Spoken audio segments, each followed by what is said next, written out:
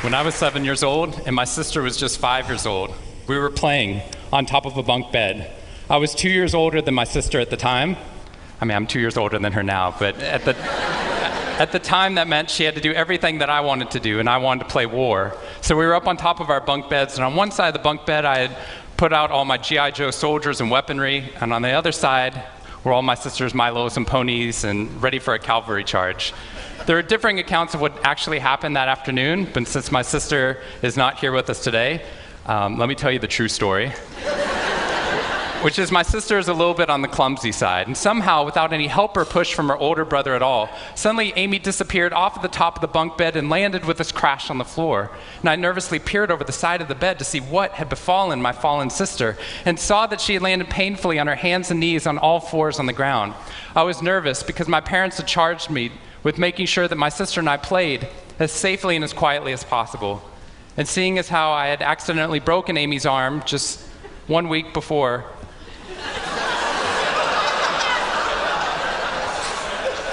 heroically pushing her out of the way of an oncoming imaginary sniper bullet, for which I have yet to be thanked. I was trying as hard as I could. She didn't even see it coming. I was trying as hard as I could to be on my best behavior, and I saw my sister's face this wail of pain and suffering and surprise, threatening to erupt from her mouth and threatening to wake my parents from the long winter's nap for which they had settled. So I did the only thing my little frantic 7-year-old brain could think to do to avert this tragedy. If you have children, you've seen this hundreds of times before. I said, Amy, wait, don't cry, don't cry. Did you see how you landed? No human lands on all fours like that. Amy, I think this means you're a unicorn.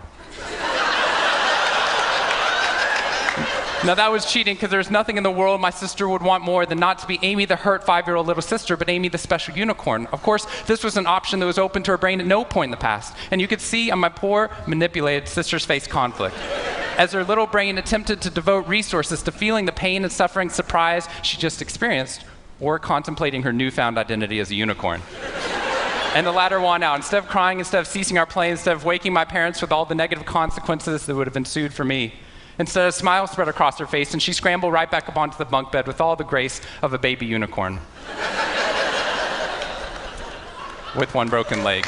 What we stumbled across at this tender age of just 5 and 7, we had no idea at the time, was something that was going to be at the vanguard of a scientific revolution occurring 2 decades later in the way that we look at the human brain. What we had stumbled across is something called positive psychology, which is the reason that I'm here today and the reason that I wake up every morning. When I first started talking about this research outside of academia, out with companies and schools, the very first thing they said to never do is to start your talk with a graph. The very first thing I wanted to do is start my talk with a graph. This graph looks boring, but this graph is the reason that I get excited and wake up every morning. And this graph doesn't even mean anything. It's fake data. What we found is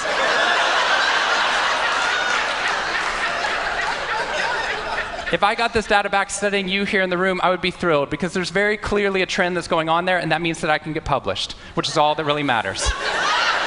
The fact that there's one weird red dot that's up above the curve, there's one weird in the room, you know who you are, I saw you earlier. That's no problem. That's no problem, as most of you know, because I can just delete that dot. I can delete that dot because that's clearly a measurement error, and we know that's a measurement error because it's messing up my data. So one of the very first things that we teach people in economics and statistics and business and psychology courses is how, in a statistically valid way, do we eliminate the weirdos? How do we eliminate the outliers? So that we can find the line of best fit, which is fantastic if I'm trying to find out how many Advil the average person should be taking, too. But if I'm interested in potential, if I'm interested in your potential, or for happiness, or productivity, or energy, or creativity, what we're doing is we're creating the cult of the average with science. If I ask a question like, how fast can a child learn how to read in a classroom? Scientists change the answer to, how fast does the average child learn how to read in that classroom? And then we tailor the class right towards the average. Now, if you fall below the average on this curve, then psychologists get thrilled, because that means you're either depressed, or you have a disorder, or hopefully both. We're hoping for both, because our business model is if you come into a therapy session with one problem, we want to make sure you leave knowing you have 10. So you'll keep coming back over and over again. We'll go back into your childhood if necessary, but eventually what we want to do is to make you normal again. But normal is merely average. And what I posit, and what positive psychology posits, is that if we study what is merely average, we will remain merely average. Then instead of deleting those positive outliers, what I intentionally do is come into a population like this one and says, why? Why is it that some of you are so high above the curve in terms of your intellectual ability, athletic ability, musical ability, creativity, energy levels, your resiliency in the face of challenge, your sense of humor? Whatever it is, instead of deleting you, what I want to do is study you. Because maybe we can glean information, not just how to move people up to the average, but how we can move the entire average up at our companies and schools worldwide. The reason this graph is important to me is when I turn on the news, it seems like the majority of the information is not positive. In fact, it's negative. Most of it's about murder, corruption, diseases, natural disasters, and very quickly, my brain starts to think that's the accurate ratio of negative to positive in the world. What that's doing is creating something called the medical school syndrome, which if you know people who have been to medical school during the first year of medical training, as you read through a list of all the symptoms and diseases that could happen, suddenly you realize you have all of them. I have a brother-in-law named Bobo, which is a whole other story. Bobo married Amy the unicorn. Bobo called me on the phone from Yale Medical School. And Bobo said, Shawn, I have leprosy. Which even at Yale is extraordinarily rare. But I had no idea how to console poor Bobo because he had just gotten over an entire week of menopause. See, what we're finding is not necessarily the reality that shapes us, but the lens through which your brain views the world that shapes your reality. And if we can change the lens, not only can we change your happiness, we can change every single educational and business outcome at the same time. When I applied to Harvard, I applied on a dare. I didn't expect to get in, and my family had no money for college. When I got a military scholarship 2 weeks later that allowed me to go, suddenly something that wasn't even a possibility became a reality. When I went there, I assumed everyone else would see it as a privilege as well, that they'd be excited to be there. Even if you're in a classroom full of people smarter than you, you'd be happy just to be in that classroom, which is what I felt. But what I found there is while some people experienced that, when I graduated after my 4 years and then spent the next 8 years living in the dorms with the students, Harvard asked me to. Wasn't that guy. But what happened,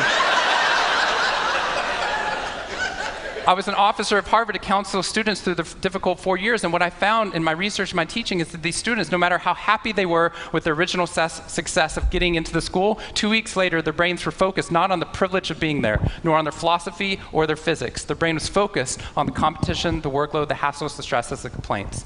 When I first went in there, I walked into the freshman dining hall, which is where my friends from Waco, Texas, which is where I grew up, I know some of you have heard of it. When they come to visit me, they look around, they say, this freshman dining hall looks like something out of Hogwarts from the movie Harry Potter, which it does. This is Hogwarts from the movie Harry Potter, and that's Harvard. And when they see this, they say, Shawn, why do you waste your time studying happiness at Harvard? Seriously, what does a Harvard student possibly have to be unhappy about? Embedded within that question is the key to understanding the science of happiness. Because what that question assumes is that our external world is predictive of our happiness levels. When in reality, if I know everything about your external world, I can only predict 10% of your long-term happiness. 90% of your long-term happiness is predicted not by the external world, but by the way your brain processes the world. And if we change it, if we change our formula for happiness and success, what we can do is change the way that we can then affect reality. What we found is that only 25% of job successes are predicted by IQ. 75% of job successes are predicted by your optimism levels, your social support, and your ability to see stress as a challenge instead of as a threat. I talked to a boarding school up in New England, probably the most prestigious boarding school, and they said, we already know that. So every year, instead of just teaching our students, we also have a wellness week, and we're so excited. Monday night, we have the world's leading expert coming in to speak about adolescent depression. Tuesday night is school violence and bullying. Wednesday night is eating disorders. Thursday night is illicit drug use. And Friday night, we're trying to decide between risky sex or happiness. I said, that's most people's Friday nights.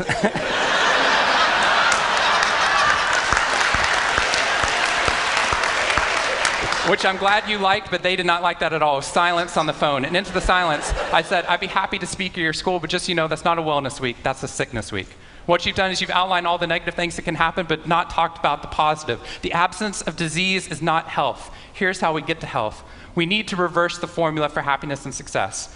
In the past 3 years, I've traveled to 45 different countries, working with schools and companies in the midst of an economic downturn. And what I found is that most companies and schools follow a formula for success, which is this. If I work harder, I'll be more successful.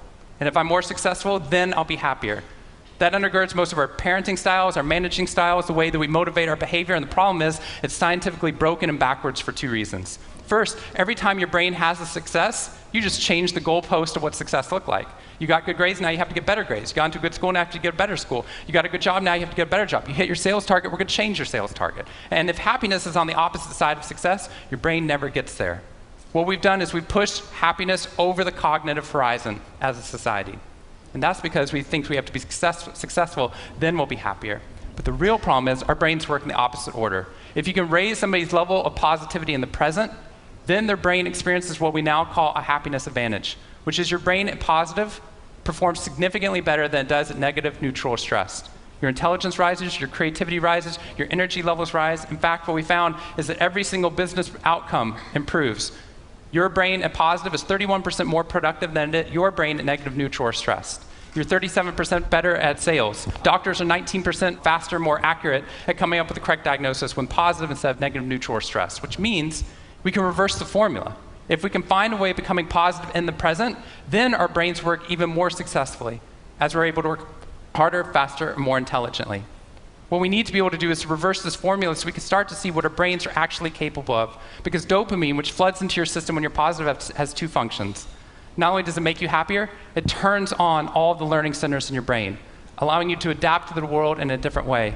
We found that there are ways that you can train your brain to be able to become more positive. In just a 2-minute span of time, done for 21 days in a row, we can actually rewire your brain, allowing your brain to actually work more optimistically and more successfully. We've done these things in research now in every single company that I've worked with, getting them to write down 3 new things that they're grateful for 21 days in a row, 3 new things each day. And at the end of that, their brain starts to retain a pattern of scanning the world not for the negative, but for the positive first.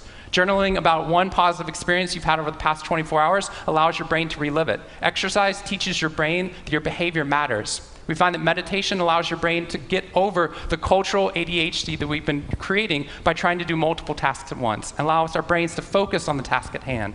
And finally, random acts of kindness or conscious acts of kindness. We get people, when they open up their inbox, to write one positive email praising or thanking somebody in their social support network. And by doing these activities and by training your brain, just like we train our bodies, what we found is we can reverse the formula for happiness and success, and in doing so, not only create ripples of positivity, but create a real revolution. Thank you very much.